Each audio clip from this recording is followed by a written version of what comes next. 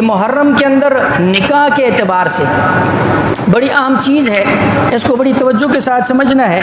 دیکھیں علماء نے ایک نکتہ لکھا ہے، جب کسی وقت کے اندر ایک چیز لوگوں کے اندر غلط مشہور ہو جائے یا ایک غلط طریقہ لوگوں کے اندر رائج ہو جائے تو پھر اس وقت اس غلط طریقے، رواج، رسم کو ختم کرنے کے لیے بعض چیزیں قصداً کرنی پڑتی ہیں تاکہ لوگوں کے اندر وہ رواج ختم ہو، لوگوں کے اندر وہ رسم ختم ہو جائے، اس کا اجر بھی زیادہ ہوتا ہے۔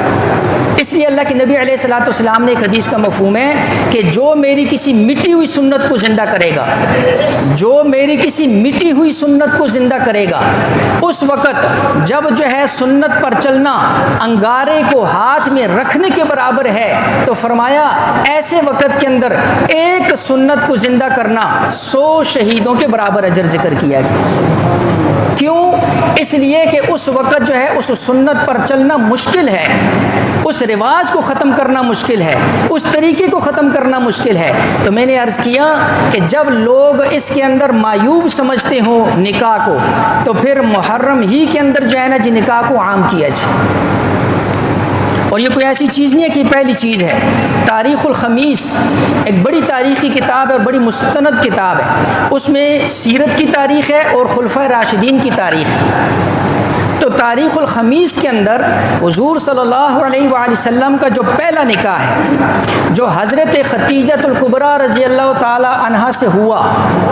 اور جس نکاح کی موجودگی میں حضور علیہ الصلوۃ والسلام نے دوسرا نکاح بھی نہیں کیا جب تک حضرت ختیجہ زندہ ہیں، اور حضرت ختیجہ کا مقام اور مرتبہ تو آپ کے سامنے آپ کو پتہ ہی ہے، رب کی طرف سے جو ہے نا جی سلام آئے ہیں، اور وہ آنکھ اماں ختیجہ رضی اللہ تعالی عنہا کے پاس ہی ہے جنہوں نے حضور کو نبی بننے کے بعد سب سے پہلے دیکھا ہے، اور وہ خاصیت صرف اماں ہی کے پاس ہیں جنہوں نے حضور کو نبی بننے کے بعد سب سے پہلے ایمان لائی ہیں، وہ خاصیت صرف اماں ہی کے پاس ہیں جن کا روپیہ سب سے پہلا حضور کے اوپر خرچ ہوا ہے، وہ خاصیت صرف انہی کے پاس ہے جنہوں نے حضور کو نبی بننے کے بعد سب سے پہلی تسلی دی ہے۔ خیر فضائل تو بہت زیادہ ہیں، میں عرض کر رہا ہوں وہ جو نکاح ہوا ہے تاریخ الخمیس کے اندر لکھا ہوا ہے، تزوج محمد ختیجہ یوم عاشورہ، فرمایا حضور علیہ الصلوۃ والسلام کا حضرت ختیجۃ الکبریٰ رضی اللہ تعالی عنہ سے نکاح 10 محرم الحرام کو ہوا ہے۔ اب سوال کوئی کرے گا کہ یہ تو حضور علیہ الصلوۃ والسلام کی بعثت سے پہلے کی بات ہے، ابھی تو حضور نبی نہیں بنے تھے، ابھی تو احکام نہیں اترے تھے، ابھی تو احکامات پورے نہیں آئے تھے، نکاح تو پہلے ہوا ہے۔ بات ذہن کے اندر رکھ لو، عقیدے کی بات ہے۔ اہل سنت والجماعت کا عقیدہ یہ ہے کہ نبی جس طرح نبوت کے بعد معصوم ہوتا ہے، اسی طرح نبی نبوت کے ملنے سے پہلے بھی معصوم ہوتا ہے۔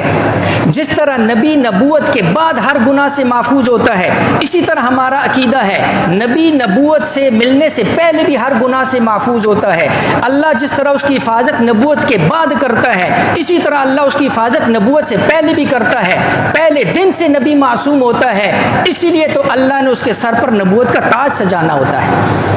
اس لیے اگر یہ ناجائز ہوتا، گناہ ہوتا، قباحت ہوتی، معیوب ہوتا، نقصان ہوتا، کمی ہوتی، اللہ اپنے محبوب کا جو ہے اس تاریخ کے اندر اتنا بڑا جو ہے عمل اور حضور علیہ الصلوۃ والسلام کا یہ نکاح نہ ہوتا۔ بہرحال یہ ایک نکاح۔ اس کے بعد علماء نے لکھا حضور علیہ الصلوۃ والسلام کا دوسرا نکاح حضرت صفیہ رضی اللہ تعالیٰ عنہ، یہ امہات المومنین، دوسرا مطلب حضرت صفیہ رضی اللہ تعالیٰ عنہ خیبر کے موقع پر ہوا اور خیبر محرم کے اندر ہوئی ہے۔ تیسرا حضرت ام کلثوم رضی اللہ تعالیٰ عنہ حضور علیہ الصلوۃ والسلام کی صاحبزادی ہیں، حضرت عثمان رضی اللہ تعالیٰ عنہ کے ساتھ نکاح ہوا۔ ایک روایت رجب 3 ہجری، دوسری روایت ربیع الاول 3 ہجری، تیسری روایت محرم 3 ہجری، لہٰذا اس کے اندر بھی محرم کا قول ثابت ہے۔ اسی طرح ایک اور نکاح حضرت فاطمہ الزہرا رضی اللہ تعالیٰ عنہ کا حضرت علی رضی اللہ تعالیٰ عنہ کے ساتھ 2 روایتیں ہیں، رجب